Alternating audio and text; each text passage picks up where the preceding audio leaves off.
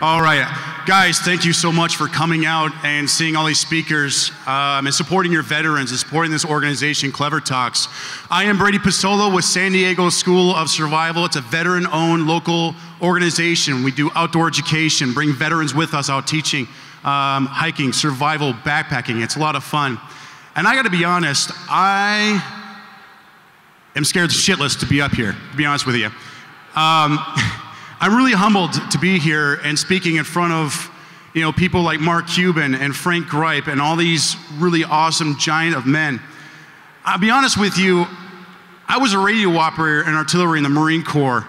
We didn't do anything. I'm not an officer, I'm not special forces, I'm not even combat deployed. So it makes me even more humble to be in front of people like you who have been somewhere, who has done something. And so, I will tell you though, since I left the Marine Corps in 2006, I have definitely been on an interesting path and figured out certain ways to go. And that's what I feel like. When we leave the military, I feel like we start our journey at a trailhead. There's a trail not too far from here called the Pacific Crest Trail that starts from Mexico border all the way to Canada, 2,600 miles. And I feel that we're kind of on that journey. That when we get out of this van, drop us off of this trail that we call the civilian wilderness, we look down and we see these footprints of people that have been there before us, both military and civilian. We don't know which direction that they go, but we know it goes somewhere, right? And when we get out of the military, I like to say that we have a pack on our back. And it's full of gear that the military has packed for us to survive the civilian wilderness, but also gear that we prepared for ourselves. And that pack can be a little heavy too, with other things, baggage that we leave the military with, like depression, anxiety, substance abuse, that can weigh us down. And any of you guys have ever been on a hike before, you know that the heavier the pack, the harder it is to hike. You don't go that far.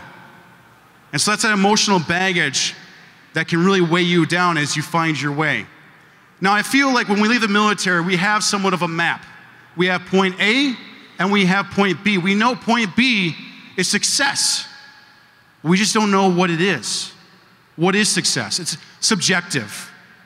Can success be Mark Cuban flying in on a private airplane to a suite, making millions of dollars, billions, sorry? Or is it finding a job that you love to do every day?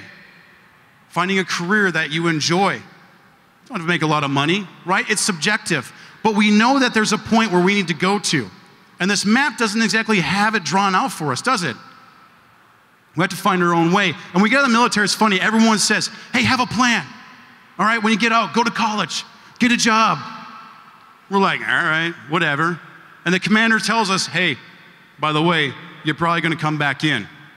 No, I'm not. I'm not coming back. I'm gonna find my way. And it's funny, is it doesn't matter if we plan or not. We in the military have figured out how to make it up as we go. Because in the military, we have somewhat of a plan. The commander says, here's a mission. Go do that mission. All right, sir, what else? Well, don't do this or this. Now do it. All right, and we figure it out. We're really confident when we got the military to figure things out, and we usually do. We're gonna be fine. So we start drawing our trail on the map, and we hike it. And sometimes we find a trail that ends up being a little dark. And sometimes people don't come back from that trail. Suicide, depression, anxiety. And sometimes you'll find other veterans on that trail hiking that you gotta grab them by the pack and pull them back out on the trail and give them a push in the right direction. Or maybe even taking a little weight off their shoulders for them to help them out.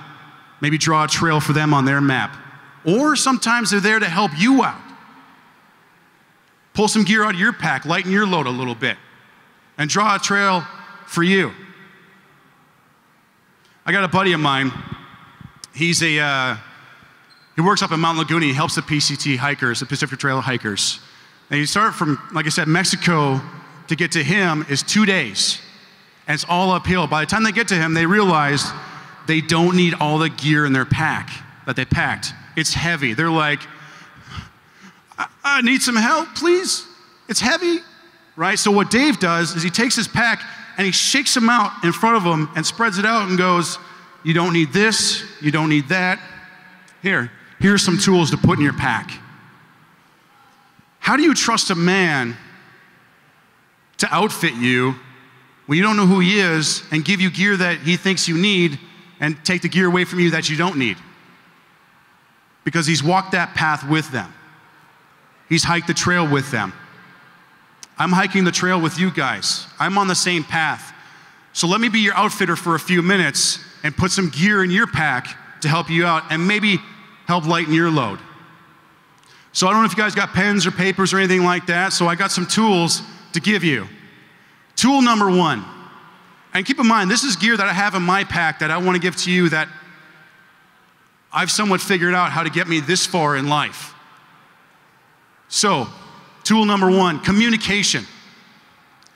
Yeah, we all know. We know how to talk, we know how to communicate, but it goes a little bit more than that. When we get out of the military, we have to learn how to articulate our thoughts and our feelings in a manner that civilians can understand us. Of course, we use terms like roger that and copy that, sir, which is cute and it's funny. And they're like, oh, that's funny, you're a military guy, you're very awesome, right? But after a while, that does get a little old, especially in some of the Fortune 500 companies. Now keep in mind, articulation not just with your friends and coworkers, but also when you're sitting at a desk in front of an interviewer.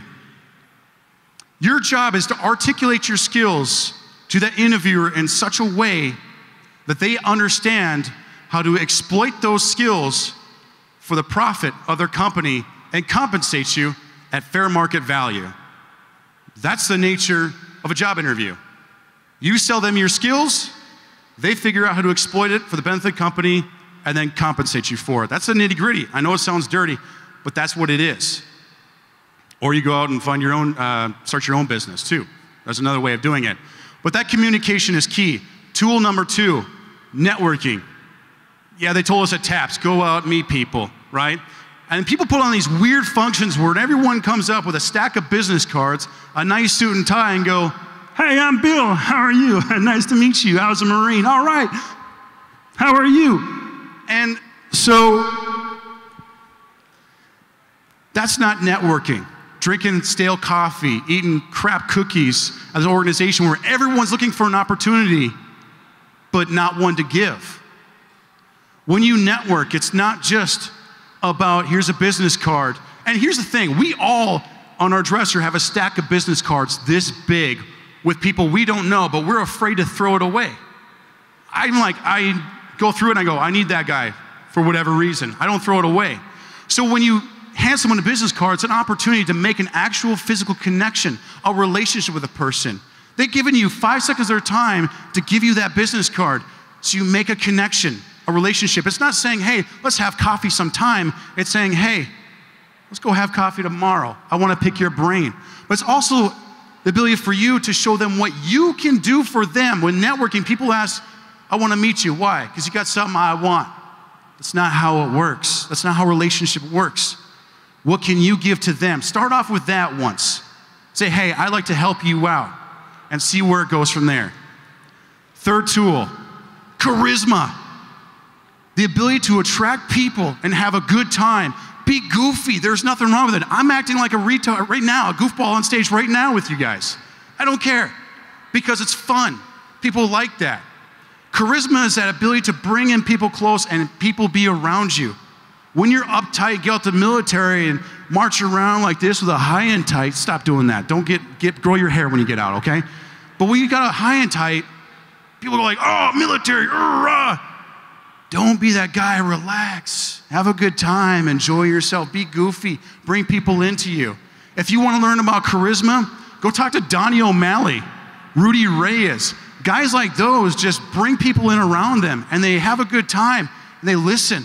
And it's just awesome to talk to people like that. Fourth tool, swallow your pride. This sucks. It is a bitter taste going down your throat when you swallow your pride. Understand that when you walk into a job interview, when you meet people, when you go to college, You are not a Marine. You are not a sailor. You're not a soldier.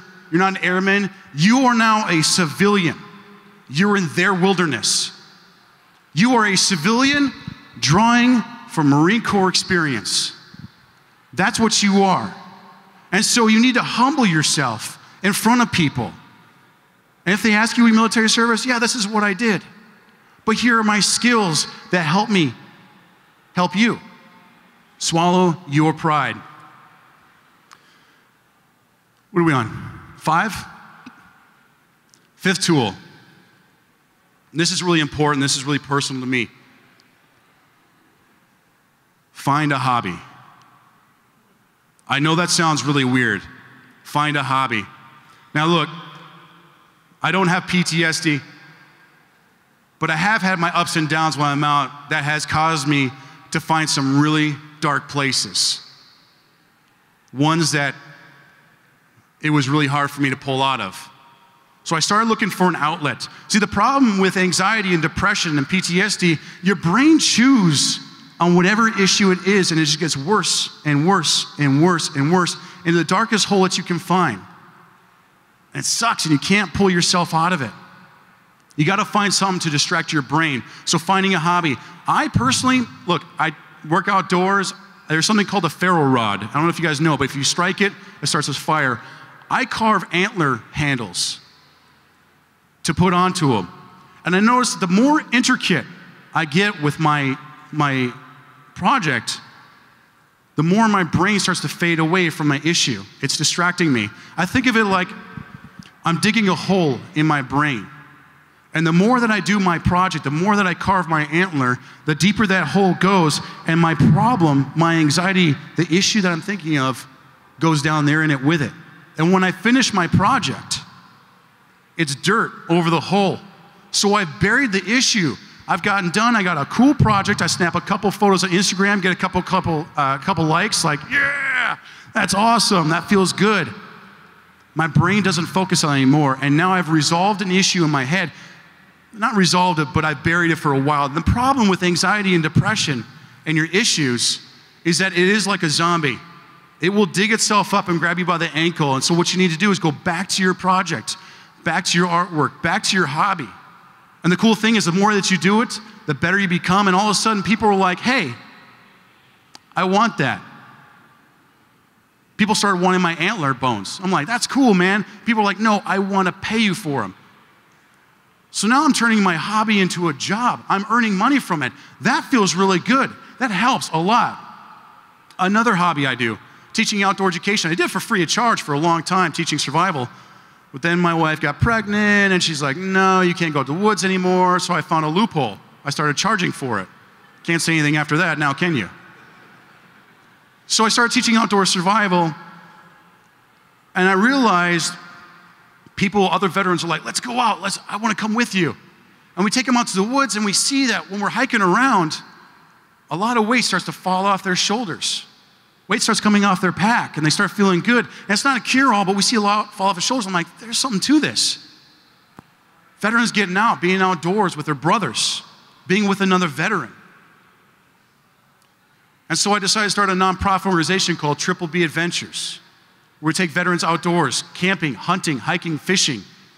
And instead of sitting in some gray office at the VA listening to some counselor who's on pre-med doing residency throwing pills at you, you're out with your brothers, talking, interacting, having a good time. That feels a lot better right here than talking to some a-hole in some office somewhere who isn't even listening to you. Tool number 6. Reach out to veteran organizations. Be a part of something. I don't know about you guys, but every once in a while I feel like I'm not doing enough. I'm not serving the way I thought I was. When I get out, I don't feel like I'm serving a purpose. I know we all feel like that from time to time. So reach out to other veteran organizations and be a part of it. There's plenty of them. Here in San Diego, Triple B Adventures, the Mendleton Foundation, run by David Hackman in the back. These are organizations that can help you out. They can be part of the brotherhood again. And what's cool about these organizations, not only be cool to be part of it, They go out and do community service as well. So now you're not only serving your brothers and sisters, you're serving the community. That feels pretty good. So reach out. I think there's another one called Irreverent Warriors by Donnie O'Malley. Help him out. It's gonna feel good. My last tool, seventh tool. And please, seriously, take out your cell phones. Because I'm gonna give you something I want you to write down. With all seriousness, everyone please, take out your cell phones, take out your pens, take out your papers. I really want you to write this down. This is a tool that's very personal to me. If you are down, if you are having a bad day, if you feel lonely, which is the most soul-crushing experience anyone can have, that's what leads to suicide, is that feeling that no one cares about you. If you need a ride, if you need to have a beer with somebody, you want to have lunch, you need to reach out and have a human connection. Write this down. 760-815-7673. That's not the suicide hotline. That's my personal cell phone number. If you need anything whatsoever, give me a call. And if I can't help you, I got a great group of guys that will help you. I know some of you guys weird looks like, dude, you just gave a cell phone number out on stage to a bunch of people he doesn't know. I did. Because it's hard to reach out. Yeah, you could email somebody and talk to someone's admin on some website, or you can call a guy standing right here telling you to give me a call. If all the tools I gave you use, I sincerely hope it's that one. And if you guys want, you can call me right now. Oh, Ken's using it to watch me. Thank you guys for letting me run my suck for a few minutes. Enjoy the rest of the day.